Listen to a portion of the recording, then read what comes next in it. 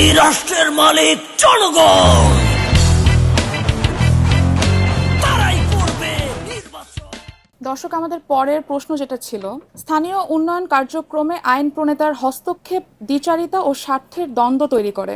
এই স্বার্থের দ্বন্দ্ব এড়িয়ে কিভাবে শুধু আইন প্রণয়ন ও সংসদীয় কাজে ভূমিকা রাখবেন? দেখে আসছি যে উনি এই প্রশ্নের উত্তরে কি জবাব দিয়েছেন দর্শকদের। স্থানীয় যেসব আছে সেখানে আমি আসলে কোন রকম হস্তক্ষেপ করতে চাই না। আমি শুধু সেখানে অডিটটা যাতে আমার হস্তক্ষেপ মুক্ত থাকবে এবং সেখানে নিরবিচ্ছিন্ন কার্যক্রম পরিচালনার জন্য আমরা প্রতি বছর স্বচ্ছ অডিট পরিচালনা করতে চাই, যার মাধ্যমে আমরা বাস্তব চিত্রটা মানুষের সামনে তুলে ধরতে চাই। আমরা পেয়ে গেলাম আমাদের উত্তর। আবারও আমাদের মূল্যায়নে চলে যাচ্ছি রাশেদ আলীর সঙ্গে। উনি যেটা বলেছেন সেটা করতে পারলে খুবই ভালো, খুবই সাহসী উত্তর ওনার।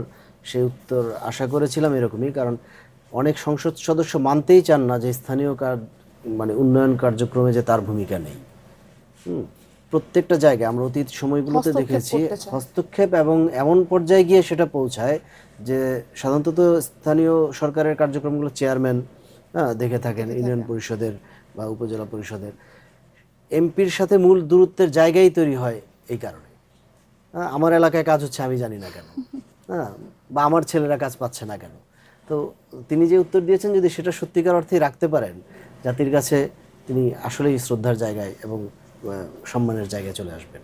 তিনিও খুব সুন্দর উত্তর দিয়েছেন, আপনিও খুব সুন্দর বিশ্লেষণ করেছেন। পরবর্তী প্রশ্নে চলে যাচ্ছি।